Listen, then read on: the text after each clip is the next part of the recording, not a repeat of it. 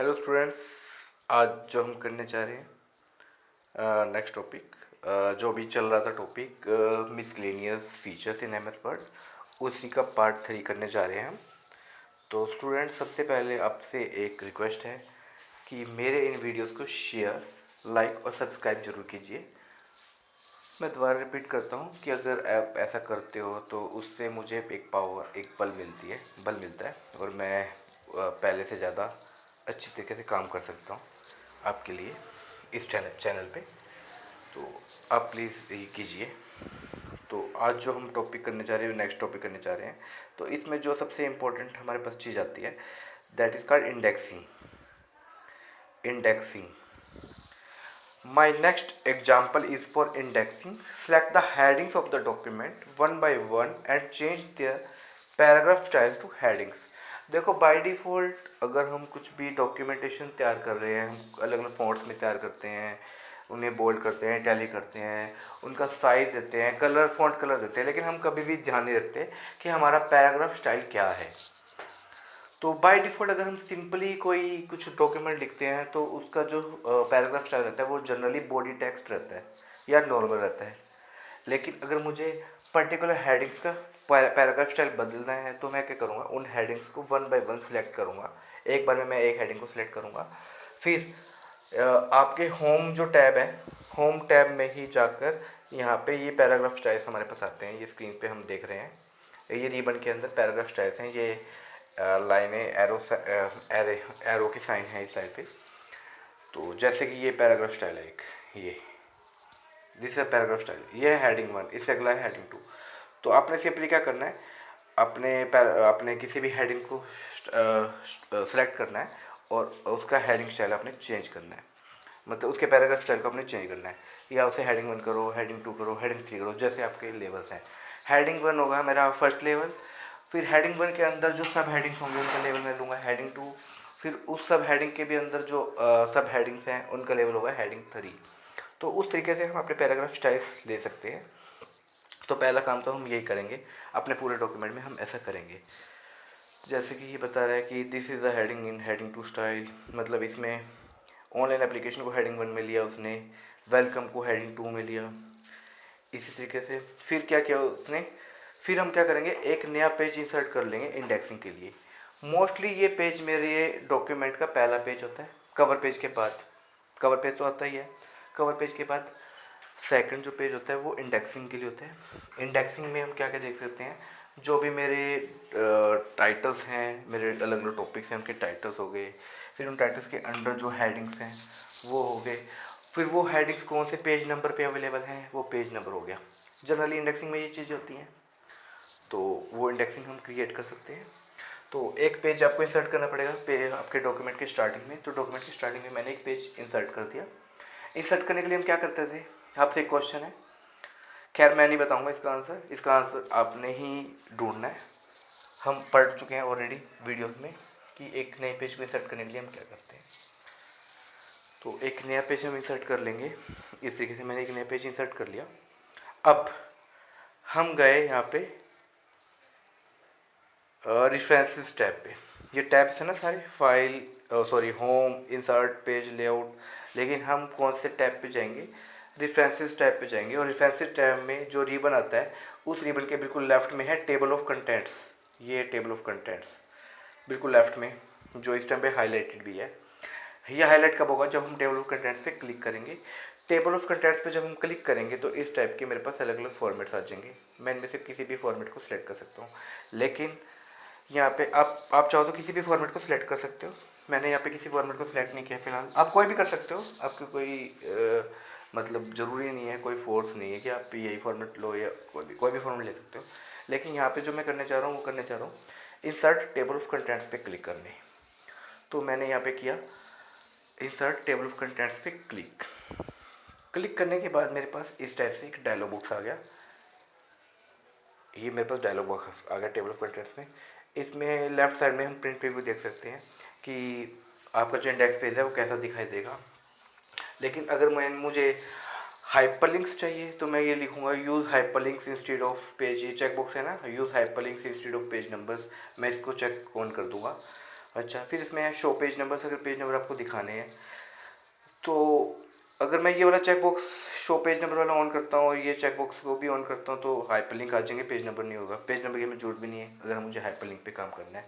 लेकिन अगर मुझे कोई बुक प्रिंट करनी है तो वहाँ पे तो हाइपरलिंक काम नहीं करेंगे। हार्ड कॉपी निकालनी है तो वहाँ तो मुझे पेज नंबर चाहिए।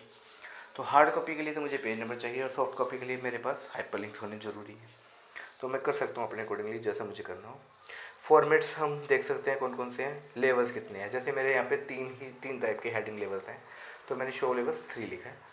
2 टाइप के हेडिंग लेवल्स होते हैं, टू होते हैं। जैसे यहाँ पे हेडिंग 1 है, हेडिंग 2 है, हेडिंग 3 है। तो हेडिंग्स के लेवल्स हो गए अलग अलग। तो हेडिंग 1, हेडिंग 2, हेडिंग 3 मेरे पास पैराग्राफ स्टाइल्स में हमें मिल जाते हैं। वहाँ से हम अलग अलग हेडिंग्स को अलग अलग हेडिंग लेवल्स में ले सकते हैं सिलेक्ट करके। तो table of content dialog box में हम ये सारी सेटिंग करने के बाद ओके पे क्लिक कर देंगे। ओके पे क्लिक करने के बाद देखो ये पहला पेज आपको कैसा दिखाई दे रहा है। इसमें हर एक कंटेंट्स के बाद पेज नंबर दिखाई दे रहा है। जो भी मेरे हेडिंग्स थे, जैसे ऑनलाइन एप्लीकेशन को मैंने हेडिंग लेवल 1 बनाया था, वेलकम को हेडिंग 2, उनके साथ में पेज नंबर भी आ रहे हैं। लेकिन ये हाइपरलिंक की तरह भी यहाँ पे काम करेंगे। आप कंट्रोल के साथ किसी भी हेडिंग पे क्लिक करोगे, आप डायरेक्टली उस पर्टिकुलर टॉपिक पे पहुँच जाओगे। जहाँ पे भी वो हेडिंग है, उस हेडिंग के जो भी टॉपिक है उस टॉपिक पे पहुँच जाएंगे। मान लो आपकी इस बुक में 1000 पेजेस भी होते, 500 पेजेस भी होते, फिर भी आप इन हाइपरलिंक्स की पे क्लिक करके आप डायरेक्टली उस पेज पे पहुँच सकते हो जहाँ पे आपको वो हेडिंग है। ठीक है। नेक्स्ट आपका रिव्यू टैब के अंदर ही, पहले हमने रेफरेंसेस टैब किया था ना, home, insert, page layout, references, mailings, review. हम क्लिक करेंगे रिव्यू टैब पे और रिव्यू टैब में क्लिक करेंगे वर्ड काउंट। ये अलग टॉपिक है, उससे मत रिलेट करना। वहाँ तो हमें जो हमें चाहिए था table of contents as a index हमें वो मिल चुके हैं। वो बात वहाँ तक ख़त्म होगी। अब मैं आपको बताने जा रहा हूँ कि जनरली कई बार पेपर में ये क्वेश्चन पूछा जाता है या इंटरव्यू में ये क्वेश्चन पूछा जाता है कि मुझे अपने सारे डॉक्यूमेंट के स्टेटिस्टिक्स का पता करना है। तो उसके लिए कौन सी कमांड होगी? स्टेटिस्टिक्स का मतलब है नंबर ऑफ़ पेजेस कितने, number of lines, number of words, number of characters कितने हैं। तो ये सारा हमें एक ही जगह पे मिल जाएगा। हम क्या करेंगे, रिव्यू टैब पे क्लिक करेंगे और उसके बाद हम वर्ड काउंट पे क्लिक करेंगे। Word count tool is used to count number of characters, words, lines, etc. Click on review to review tab पे हम क्लिक करेंगे। उसके बाद हम वर्ड काउंट पे क्लिक करेंगे तो इस टाइप से एक डायलॉग बॉक्स आ जाएगा जिसमें हमें सारा कुछ बता देगा कि नंबर ऑफ़ पेजेस कितने हैं इस डॉक्यूमेंट में, नंबर ऑफ़ वर्ड्स कितने हैं, करेक्टर्स नो विदाउट स्पेसेस कितने हैं और करेक्टर्स विद स्पेसेस कितने हैं, पैराग्राफ्स कितने हैं, लाइन्स कितनी हैं, एवरीथिंग ये हमें यहाँ पे बता देगा। तो इस तरीके से हम वर्ड काउंट का यूज़ करके डॉक्यूमेंट के स्टेटिस्टिक्स को देख सकते हैं। तो ये टॉपिक भी यहाँ तक है। आगे हम चलते हैं। कई बार हमें बहुत जगह नंबरिंग या बुलेट्स की ज़रूरत पड़ती है, बुलेटेड लिस्ट की ज़रूरत पड़ती है। क्योंकि अगर आप कोई डॉक्यूमेंट लिख रहे हो तो डॉक्यूमेंट्स में हमें लिस्टिंग भी तो करनी पड़ेगी और लिस्टिंग के लिए मुझे नंबरिंग चाहिए। जैसे फर्स्ट नंबर पे मैंने कोई आइटम लिख दिया या कोई स्टेटमेंट लिख दी, फिर सेकंड नंबर डाल के मैंने कोई स्टेटमेंट लिख दी, वो नंबरिंग में भी हो सकती है और बुलेटेड लिस्ट में भी हो सकती है। तो इसके लिए हमारे पास ऑप्शंस कहाँ पर है, हम होम टैब पे ही अगर हम क्लिक करते हैं, होम टैब में ये जो अलाइनमेंट्स दे रखे हैं, अलाइनमेंट्स के बिल्कुल ऊपर जो हैं ये बुलेट्स हैं, उसके साथ में नंबर्ड लिस्ट है, उसके बाद लेवल लिस्टिंग है, नंबर लेवल लिस्टिंग है। तो इनमें से हम कोई भी सिलेक्ट कर सकते हैं। जैसे in this example we will learn how to create a bulleted or number list. तो बुलेटेड लिस्ट के लिए मैंने यहाँ पे बुलेटेड लिस्ट पे जो यहाँ पे एक एरो का साइन था, देखो ये बुलेटेड लिस्ट के साइड में एक एरो का साइन था। इस साइन पे जैसे ही मैं क्लिक करूँगा, क्लिक करते ही मेरे सामने इस टाइप से बॉक्स आ जाएगा। यहाँ से मैं किसी भी बुलेट को, किसी भी सिंबल को सिलेक्ट कर सकता हूँ। तो फिर बुलेट लिस्ट में मुझे वही सिंबल अवेलेबल होगा। ठीक है। लेकिन यहाँ पे मैं क्लिक करने जा रहा हूँ डिफाइन न्यू बुलेट। अगर मुझे इनमें से कोई बुलेट पसंद नहीं आता, मुझे कोई अपना बुलेट देना है, तो हम क्लिक करेंगे डिफाइन न्यू बुलेट पे और डिफाइन न्यू बुलेट पे हम अपने तरीके से बुलेट को दे सकते हैं। तो define new bullet dialog box हमारे सामने आ गया। Select any symbol or picture to display as a bullet. यहाँ से यहाँ पे मेरे पास बटन्स हैं, सिंबल का बटन है, पिक्चर का बटन है, फ़ॉन्ट का बटन है। आप किसी भी बटन को सेलेक्ट कर सकते हो। अगर आपको कोई सिंबल चाहिए एज ए बुलेट तो सिंबल पे क्लिक करोगे, कोई पिक्चर एज ए बुलेट चाहिए तो हम पिक्चर पे क्लिक करेंगे सिंपली। ठीक है। तो जो भी हम सेलेक्ट करते हैं उसके अकॉर्डिंगली हमारे पास वैसा ही बुलेट आ जाएगा। तो यहाँ पे जैसे मैंने सेलेक्ट किया था बुलेट वो मतलब टाइप, आगे हमारे पास आ जाएगा कि हमने किस टाइप का बुलेट हमें चाहिए, हम कोई भी टाइप का बुलेट सेलेक्ट कर सकते हैं। और उसके बाद एग्जांपल देखो, आपके सारे लिस्ट में जो बुलेट लिस्ट थी उसमें जो बुलेट्स हैं, जो सिंबल्स हैं वो चेंज हो चुके हैं। इसी तरीके से अगर मैं नंबर्ड लिस्ट को नंबरिंग है, मेरी नंबर लिस्ट है, अगर उस टूल पे मैं क्लिक करता हूँ तो नंबरिंग टूल पे, तो वो नंबर्स क्रिएट कर देगा। यहाँ पे अलग अलग फॉर्मेट्स हैं, हम किसी भी फॉर्मेट को सिलेक्ट कर सकते हैं, हमारी नंबरिंग वैसे ही आ जाएगी। तो ये टॉपिक भी कोई ज़्यादा मतलब मुश्किल नहीं है, आप यहाँ से कोई किसी भी टाइप की नंबर लिस्ट को यूज़ कर सकते हो। नेक्स्ट टॉपिक है हमारा, क्या हम अपने डॉक्यूमेंट्स को दूसरे फॉर्मेट्स में सेव कर सकते हैं। तो स्टूडेंट्स मैं आपको बता देता हूँ, जो हमारे ओल्ड वर्जन होते थे उनमें जो वर्ड की फाइल होती थी उसकी एक्सटेंशन होती थी DOC। जैसे मान लो अपने फाइल का नाम रखा है XYZ, तो आपकी फाइल का नाम क्या होता था, XYZ.doc। अब जो लेटेस्ट वर्जन है उनमें अगर मैं XYZ नाम से फाइल सेव करता हूँ तो उसकी एक्सटेंशन होती है XYZ.docx। लेकिन अब क्वेश्चन ये है कि क्या हम इससे PDF फाइल बना सकते हैं या कोई वेब पेज बना सकते हैं। तो यस, हम एक PDF फाइल भी बना सकते हैं और वेब पेज भी बना सकते हैं। ऐसे बहुत सारे फॉर्मेट्स में हम फाइल को बना सकते हैं। इसके लिए हम मोस्टली क्या करते हैं, हम होम टैब पे क्लिक कर हम सॉरी ऑफिस बटन पे क्लिक करेंगे, जो बिल्कुल टॉप लेफ्ट कॉर्नर पे है ऑफिस बटन। उस पर जब हम क्लिक करेंगे तो हम सेव एज पे जाएंगे। सेव एज पे जाने के बाद हमें सब मेन्यू दिखाएगा। सब मेन्यूज़ में हमें यहाँ पे PDF और XPS दिखा रहा है। यहाँ पे ये देखो PDF और XPS, हम इस पर क्लिक कर देंगे तो डायलॉग बॉक्स आएगा जिसमें मैं अपने नाम जिस नाम से मुझे फ़ाइल को सेव करना है वो हम नाम लिख देंगे, ठीक है, और सेव पे क्लिक कर देंगे। We can save our file as a web page too, हम एक फाइल को वेब पेज की तरह भी सेव कर सकते हैं। उसके लिए भी हम सेव एज पे जाएंगे। सेव एज पे जाने के बाद डायलॉग बॉक्स आएगा। यहाँ पे जो नीचे आता है सेव एज टाइप, यहाँ पे वर्ड डॉक्यूमेंट के बजाय हम सेलेक्ट कर लेंगे वेब पेज। यहाँ पे हम फाइल का नाम देते हैं ना, नीचे सेव एज टाइप आता है, यहाँ पे हम वेब पेज सेलेक्ट कर लेंगे। और जैसे ही हम सेव पे क्लिक करेंगे तो मेरी फाइल एक HTML फाइल की तरह सेव होगी, जिसे हम किसी भी ब्राउज़र पे जैसे इंटरनेट एक्सप्लोरर पे, मोजिला फायरफॉक्स पे, गूगल क्रोम में भी रन कर सकते हैं। ठीक है स्टूडेंट्स। नेक्स्ट, अब अगला टॉपिक है मेरे पास, क्या हम अपने डॉक्यूमेंट में कोई भी किसी भी टाइप की पिक्चर या कोई शेप ऑब्जेक्ट इंसर्ट कर सकते हैं। यस, हम ऑलरेडी वर्ड आर्ट देख चुके हैं। एक क्वेश्चन और है आप लोगों से, व्हाट इज़ वर्ड आर्ट, हमने पढ़ चुके हैं इसके बारे में, आप मेरे पिछले वीडियोस देख लीजिए। वर्ड आर्ट क्या होता है। वर्ड आर्ट में हम किसी भी वर्ड को डेकोरेट करके अपने डॉक्यूमेंट में इंसर्ट कर सकते हैं। ठीक है, अलग से स्टाइल्स आते हैं उसके। तो यहाँ पे हम इंसर्ट टैब पे जब क्लिक करेंगे तो ये मैंने कुछ पॉइंट्स को हाईलाइट, कुछ टूल्स को मैंने हाईलाइट किया हुआ है रेक्टेंगल डाल के। जैसे कि पिक्चर, हम पिक्चर इंसर्ट कर सकते हैं कोई भी। पिक्चर पे क्लिक करेंगे, ब्राउज़र आएगा, एक डायलॉग बॉक्स आएगा जहाँ से हम ब्राउज़ करके किसी पर्टिकुलर फोल्डर से पिक्चर को उठा लेंगे और इंसर्ट पे क्लिक कर देंगे, पिक्चर इंसर्ट हो जाएगी। क्लिप आर्ट में भी कुछ पहले से ही प्री डिफाइंड, या हम कह लें कि पहले से ही कुछ पिक्चर्स हमारे पास MS ऑफिस के साथ आती हैं, उन पिक्चर्स को हम इंसर्ट कर सकते हैं। एक क्वेश्चन है कि क्या ये पिक्चर इंटरनेट से भी डाउनलोड की जा सकती हैं। हाँ, अगर आपका इंटरनेट आप इस टाइम पे ऑनलाइन हो तो क्लिप आर्ट के थ्रू हम ऑनलाइन भी पिक्चर्स को इंसर्ट कर सकते हैं। शेप्स, कई बार हम कोई डायग्राम, कोई ड्राइंग टूल्स का यूज़ करते हैं, हमें कोई पिक्चर बनानी होती है कोई ड्राइंग टूल्स वगैरह का यूज़ करके, तो वो सारी शेप्स हमें शेप टूल से अवेलेबल हो जाएंगी। स्मार्ट आर्ट, इसमें भी कुछ आर्टिकल्स आर्ट से रिलेटेड शेप्स वगैरह हैं, उनको हम यूज़ कर सकते हैं। चार्ट, अगर आपको कोई ग्राफिकल चार्ट बनाना है तो उस चार्ट को हम बना सकते हैं। वैसे तो एक्सेल में ज़्यादा इजी रहता है चार्ट बनाना, लेकिन यहाँ भी हम बना सकते हैं। तो यहाँ पे उसने जैसे क्लिक किया पिक्चर टूल पे, पिक्चर टूल करने के बाद डायलॉग बॉक्स आ गया। हमने यहाँ पे किसी पर्टिकुलर पाथ पे जाके किसी पर्टिकुलर इमेज फाइल को सिलेक्ट करते हैं और इंसर्ट बटन पे क्लिक कर देते हैं, तो हमारी पिक्चर इस टाइप से इंसर्ट हो जाती है। अब इस पिक्चर पे अगर इस पिक्चर पे मुझे कोई फॉर्मेटिंग करनी है इस पिक्चर पे, तो सिंपली मैं क्या करूँगा, इस पिक्चर पे क्लिक करूँगा और उसके बाद जैसे ही मैं पिक्चर पे क्लिक करूँगा एक नया टैब अवेलेबल हो जाएगा मुझे, फॉर्मेट टैब। तो फॉर्मेट टैब में पिक्चर को फॉर्मेट करने की सारी फीचर्स होंगी, ठीक है। तो यहाँ पे अलग अलग ऑप्शंस हैं जिनका यूज़ करके हम पिक्चर को फॉर्मेट कर सकते हैं।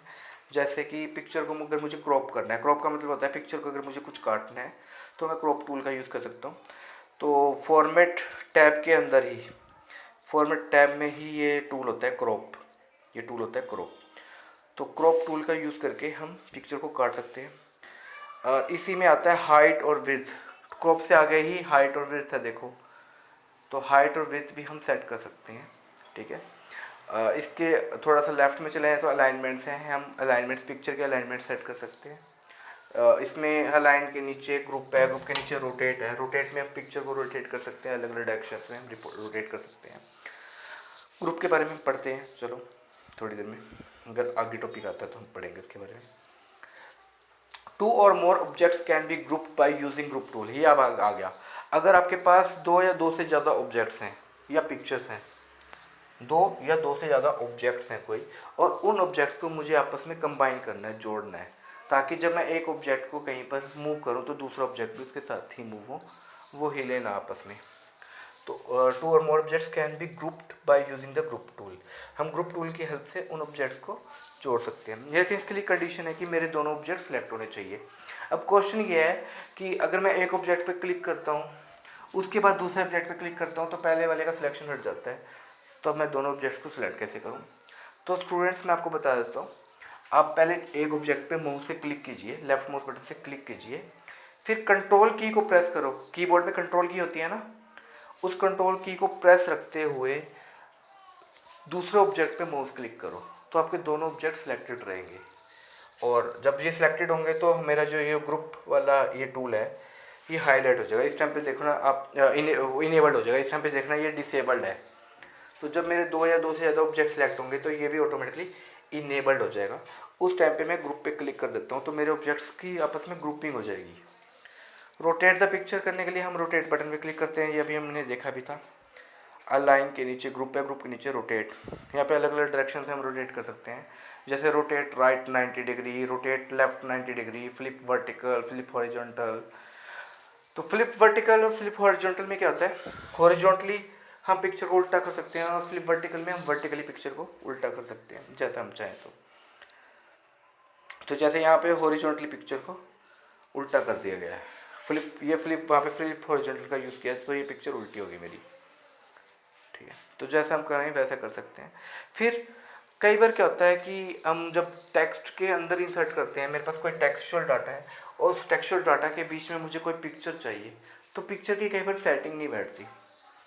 जैसे मान लो एक पर्टिकुलर जगह पे मुझे पिक्चर चाहिए, एक पर्टिकुलर पोजीशन पे मुझे कोई पिक्चर चाहिए टेक्स्ट के बीच में, तो वो अलाइनमेंट सही नहीं हो पाती, तो उसका कारण होता है रैपिंग। तो रैपिंग प्रॉपर होनी चाहिए। उसके लिए हम क्या करेंगे, देखो ये सारे चीज़ें हमारे पास जो हो रही हैं, जो भी पिक्चर से रिलेटेड है वो हमने उसके लिए फॉर्मेट टैब दिया हुआ है। तो फॉर्मेट टैब तभी काम करेगा जब मेरी वो पर्टिकुलर पिक्चर सेलेक्ट होगी। सबसे पहले आप पिक्चर या ऑब्जेक्ट को सिलेक्ट करो, फिर फॉर्मेट टैब पे जाओ, और फॉर्मेट टैब में यहाँ पे ऑप्शन आता है टेक्स्ट रैपिंग, ठीक है।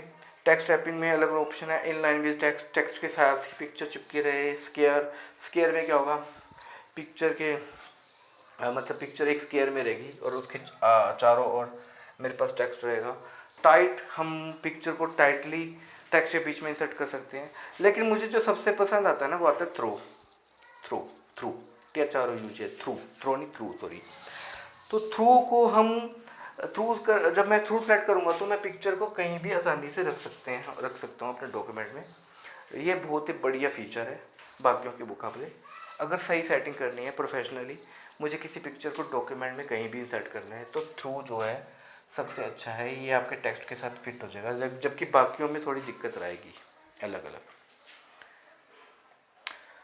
नेक्स्ट बहुत ही इंपॉर्टेंट टॉपिक है, बहुत ही, different header footer on different pages. कई बार क्या होता है हमारे डॉक्यूमेंट में बहुत सारे पेजेस होते हैं और हर पेजेस में मुझे डिफरेंट हेडर फुटर चाहिए होता है, और this is a common problem which we face any time. बहुत सारे स्टूडेंट्स मेरे पास आते हैं, वो कोई प्रोजेक्ट रिपोर्ट तैयार कर रहे हैं, कुछ कर रहे हैं, वो कहते हैं कि वो उन्होंने जो भी हेडर फुटर डाला वो हर पेज पे नज़र आ रहा है, जबकि ऐसा हम नहीं चाहते।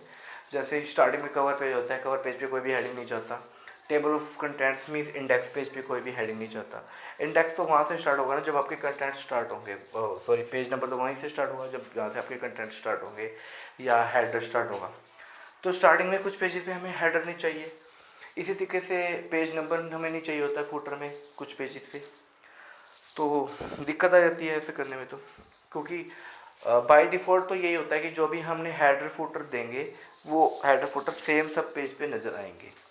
लेकिन एक तरीका बताता हूँ मैं आपको, बहुत ही इंपॉर्टेंट तरीका है, आप इसे ध्यान से समझिए और प्रैक्टिकली भी इसको इम्प्लीमेंट करने की कोशिश कीजिए। आप इस वीडियो को 2-3 बार 4-5 बार आराम से देखिए, उसके बाद आप करने की कोशिश कीजिए। तो करते हैं इसको।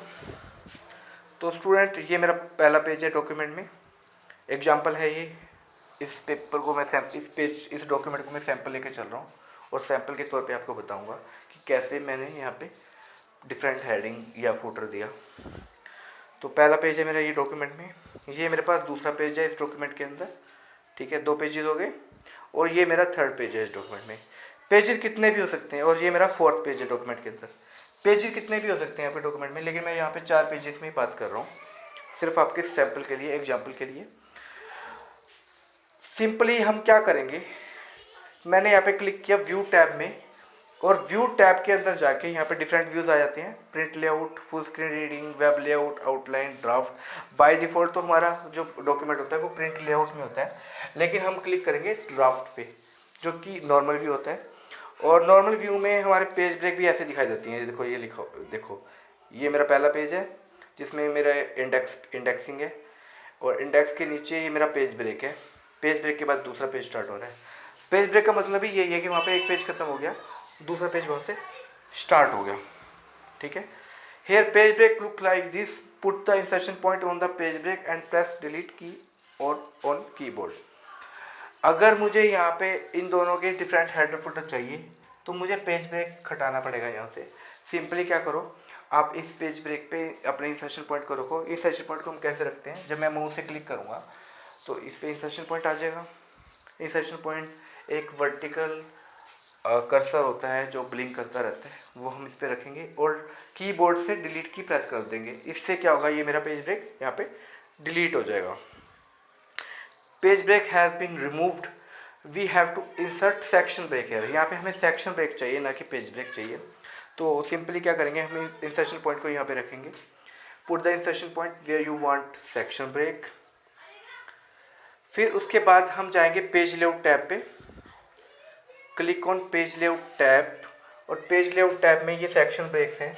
सेक्शन ब्रेक पे मैं करूँगा नेक्स्ट पेज, मतलब पेज ब्रेक लगाने के बाद तो हम सेम पेज पे आ गए, लेकिन एक पर्टिकुलर लोकेशन से मुझे नेक्स्ट पेज चाहिए, तो मैंने वहाँ पे लिख दिया सेक्शन ब्रेक में नेक्स्ट पेज।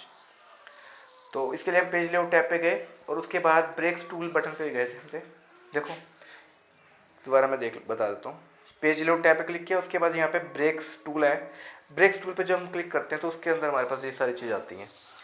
तो हम नेक्स्ट पेज पे क्लिक करेंगे। नेक्स्ट पेज पे जब हम क्लिक करते हैं तो इस टाइप का आपका सेक्शन ब्रेक आ जाएगी, ये लिखा हुआ है सेक्शन ब्रेक नेक्स्ट पेज, मतलब पेज नया स्टार्ट हो गया है। पेज ब्रेक से भी वही काम हो रहा था, लेकिन सेक्शन ब्रेक नहीं थी वहाँ पे। हमें सेक्शन ब्रेक चाहिए इसके लिए, अगर मुझे different header footer different pages पे चाहिए। तो यहाँ पेज तो इंसर्ट हुआ ही, साथ के साथ सेक्शन ब्रेक भी लग गई। अब हम क्या करेंगे, similarly I have inserted section break here in replacement of page break. जहाँ भी मुझे सेक्शन ब्रेक चाहिए वहाँ पे मैंने क्या किया, पेज ब्रेक उठाया, सेक्शन ब्रेक इंसर्ट कर दी। तो मैंने ऐसा 2 जगह किया है, यहाँ भी मैंने सेक्शन ब्रेक उठा दिया। ये मेरा लास्ट पेज है, थैंक यू लिखा हुआ है, तो इससे पहले भी मैंने पेज ब्रेक को हटा के वहाँ पे सेक्शन ब्रेक कर दिया। और एक मेरा इंडेक्स पेज था, इंडेक्स पेज के बाद मैंने सेक्शन ब्रेक लगाई है, और एक मैंने लास्ट पेज से पहले सेक्शन ब्रेक लगाई है, ठीक है। अब सिंपली हमने क्या किया, now switch to print layout view. हम दोबारा प्रिंट लेआउट व्यू में आ जाएंगे, दोबारा हम क्या करेंगे, प्रिंट लेआउट व्यू में हम आ जाएंगे। तब हम ड्राफ्ट व्यू में थे। अब मेरा इंसर्शन पॉइंट सेकंड पॉइंट पर है, सेकंड पेज पर है, क्योंकि पहले पेज पे तो मुझे हेडर चाहिए ही नहीं, मुझे तो सेकंड पेज पे इंसर्शन पॉइंट चाहिए। तो सेकंड पेज पे हेडर चाहिए, ये फुटर चेंज करना है। फर्स्ट पेज पे मुझे कोई हेडर फुटर चेंज नहीं करना, वो तो इंडेक्स पेज है। तो मैंने सिंपली अपने इंसर्शन पॉइंट को सेकंड पेज पे रखा। उसके बाद हम क्या करेंगे, उसके बाद मैंने किया इंसर्ट टैब पे click, click on insert tab. Insert tab पे क्लिक करने के बाद हम जो ये रिबन आता है इसमें मैं हेडर टूल पे क्लिक करूँगा। हेडर टूल पे क्लिक करूँगा। हेडर टूल पे क्लिक करने के बाद मेरे पास अलग अलग फॉर्मेट्स आ जाते हैं। हम किसी भी एक फॉर्मेट को ले सकते हैं हेडर के लिए, लेकिन मैंने यहाँ पे क्या किया, मैंने यहाँ पे एडिट हेडर वाले ऑप्शन को सिलेक्ट किया। इससे क्या होगा, जो भी मेरा हेडिंग होगा मेरा इंसर्शन पॉइंट वहाँ पे पहुँच जाएगा और मैं उसको उस हेडिंग को एडिट कर लूँगा। Edit the header of the page, it's margin from top. हम इसमें मार्जिन सेट कर सकते हैं, हेडिंग को चेंज कर सकते हैं। और डिज़ाइन टैब में क्लिक करेंगे हम। ये डिज़ाइन टैब कब आएगा, जब हमारा इंसर्शन पॉइंट हेडर सेक्शन में होगा। जब भी हम हेडर सेक्शन में होंगे, हेडर सेक्शन में जाने के क्या क्या तरीके हैं। एक तो हम हेडर पे जो भी हेडर हमारा दिखाई दे रहा है पेज लेआउट टैब पे, पेज लेआउट व्यू में अगर हमारा कोई भी हेडर फुटर दिखाई दे रहा है तो मैं उस हेडर पे डबल क्लिक कर दूंगा तो डायरेक्टली हम हेडर सेक्शन में पहुंच जाएंगे डबल क्लिक करके एडिटिंग के लिए, और हम अपने हिसाब से उसे एडिट कर सकते हैं। ठीक है, तो यहाँ पे जब मैं हेडर सेक्शन में हूँ तो मेरे पास एक टैब आ रहा है डिज़ाइन टैब। डिज़ाइन टैब में यहाँ पे एक ऑप्शन है link to previous. By default ये हाईलाइटेड है। हाईलाइटेड का मतलब इस टाइम पे हम प्रीवियस सेक्शन से लिंक्ड हैं, लेकिन अगर मैं इस पर क्लिक कर देता हूँ तो हम प्रीवियस सेक्शन से कट जाएंगे। कट जाने का मतलब ये नहीं है कि हमारा डॉक्यूमेंट ही अलग हो जाएगा, डॉक्यूमेंट तो सेम रहेगा, लेकिन सेक्शन जो प्रीवियस सेक्शन था उससे हम अलग हो गए। इससे ये फ़ायदा हुआ कि जो भी हमने यहाँ पे हेडर डाला है वो प्रीवियस सेक्शन में नहीं जाएगा, प्रीवियस सेक्शन से उसका कोई लिंक नहीं रहेगा। ठीक है, तो यहाँ पे देखो ये लिखा हुआ है हेडर फ्रॉम टॉप, तो हम टॉप से हेडर का मार्जिन सेट कर सकते हैं और लिंक टू प्रीवियस पे क्लिक करके हम हेडर सेक्शन को पिछले पेज से कट आउट कर सकते हैं। ठीक है, तो इसी तरीके से फिर हम फर्स्ट पेज का अलग से कर सकते हैं। तो फर्स्ट पेज का भी मैंने एडिट कर लिया। जो मेरा हेडिंग था, जो मेरा इंडेक्स पेज था वहाँ से भी मैंने हेडिंग को रिमूव कर दिया, क्योंकि वहाँ तो मुझे हेडिंग चाहिए ही नहीं, वहाँ से मैंने हेडिंग को रिमूव कर दिया। ठीक है, तो इंडेक्स पेज से तो मैंने अगर मैंने एडिट करना है तो मैंने इंडेक्स लिख दिया वहाँ पे।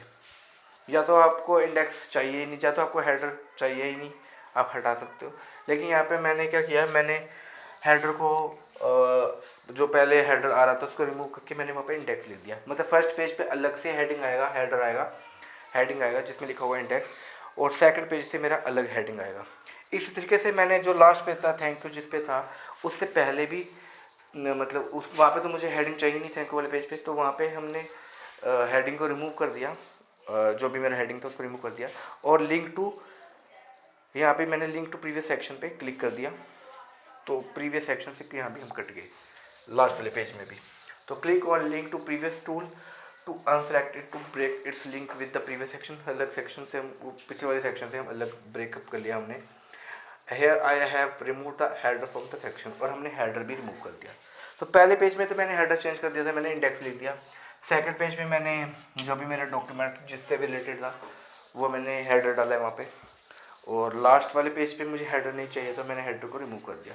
लेकिन जब भी मैंने कुछ अलग, जहाँ भी मुझे कुछ अलग चाहिए तो मैंने वहाँ पे मैंने क्या किया, लिंक टू प्रीवियस सेक्शन पे क्लिक कर दिया। इससे क्या हुआ, जो प्रीवियस सेक्शन से लिंक था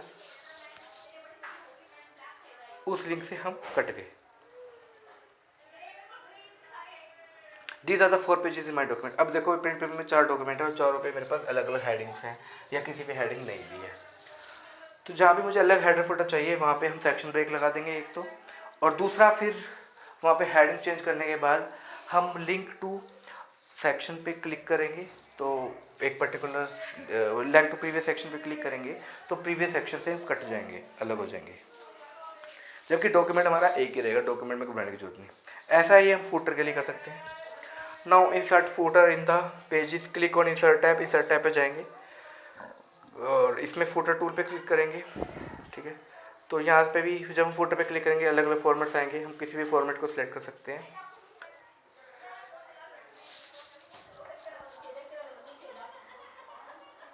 लेकिन यहाँ पे हमने क्लिक किया हेडिट फूटर ऑप्शन पे, तो एडिट फुटर ऑप्शन में हम फुटर दे सकते हैं अपने accordingly. Here I want to insert page number, यहाँ पे हम पेज नंबर इंसर्ट कर सकते हैं। डिज़ाइन टैब पे जब हम फुटर पे क्लिक करते हैं और फिर हम इंसर्ट में जाके यहाँ पे जो पेज नंबर है, सॉरी इंसर्ट में नहीं है, ये हेडर टूल डिज़ाइन टूल में ही है, डिज़ाइन टैब पे ही है। डिज़ाइन टैब पे रिबन जो आ रहा है इसमें लेफ्ट में पेज नंबर्स हैं, हम पेज नंबर दे सकते हैं अपने अकॉर्डिंगली। जैसे भी पेज नंबर देंगे वैसा पेज नंबर हमारा इंसर्ट हो जाएगा। लेकिन इसमें भी वही चीज़ हमें करने की ज़रूरत है, लिंक टू प्रीवियस सेक्शन हमारा डिसेबल होना चाहिए ताकि प्रीवियस सेक्शन से हम ना जुड़े रहें, हमारी पेज नंबरिंग अलग से स्टार्ट हो। ठीक है, इस तरीके से हम ये काम कर सकते हैं।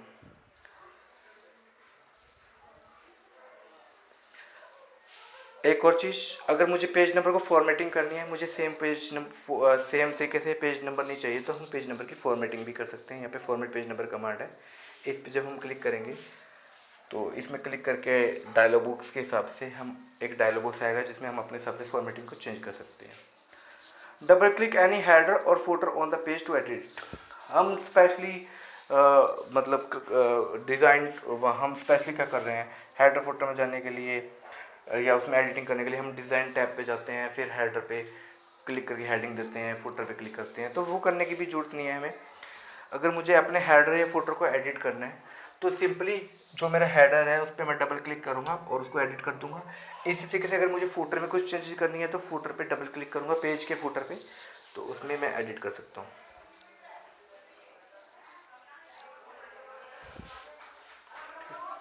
तो पेज की फॉर्मेटिंग या पेज नंबर इंसर्ट करना हो, ये मेरे पास डिज़ाइन टैब में अवेलेबल रहेंगे। ठीक है स्टूडेंट्स, अगर आपको कोई भी परेशानी रहती है इस वीडियो में तो आप मुझसे कमेंट करके पूछ सकते हो। बाकी ये वीडियो आपके लिए बहुत फ़ायदेमंद रहने वाला है, तो आप इस वीडियो को 3-4 बार देखिए और प्रैक्टिकली ज़रूर इम्प्लीमेंट कीजिए। जब तक आप प्रैक्टिकली इम्प्लीमेंट नहीं करोगे आपकी दिमाग में नहीं घुसेगा, क्योंकि प्रैक्टिकली इम्प्लीमेंट करना ज़रूरी होता है। ठीक है, तो थैंक यू वेरी मच। मैं दोबारा आपसे रिक्वेस्ट करता हूँ कि मेरे सभी वीडियोस को शेयर, लाइक और सब्सक्राइब कीजिए और ज़्यादा से ज़्यादा अपने फ्रेंड सर्कल्स में, अपने कलीग्स में, ठीक है, अपने क्लासमेट्स में इसको फैलाइए, मेरे इन वीडियोस को फैलाइए, मेरे इस चैनल को फैलाइए ताकि सभी की हेल्प हो सके। धन्यवाद।